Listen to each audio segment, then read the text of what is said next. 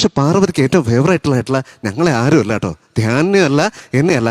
പക്ഷെ നവ്യ ചേച്ചീനെ കാണുമ്പോൾ ഉണ്ടല്ലോ, നവ്യ ചേച്ചീനെ കുറിച്ച് എപ്പോഴും ധ്യാൻ പറയും. അത് നിങ്ങൾക്ക് അറിയാവുന്ന കാര്യമാണ്. കാരണം വെള്ളിത്തിരയുടെ കാര്യം അവൻ എപ്പോഴും വീട്ടിൽ നിന്ന് ഇത് തന്നെ സംസാരം അങ്ങനെയൊക്കെ കുറേ ഉണ്ടായിട്ടുണ്ട്. എന്തായാലും എല്ലാവർക്കും നമ്മുടെ ഈ തള്ളൽ പരിപാടിക്ക് ഞാൻ വലിയ തള്ളലൊന്നും തരുന്നില്ല. എന്തായാലും നമ്മുടെ പാർവതിക്ക് ഫേവറേറ്റ് ആയിട്ടുള്ള ഒരാളുണ്ട്. മോനെ പാർവതി ഇവിടെ ഉണ്ട് മോളെ. എന്ത് ഷൈന്?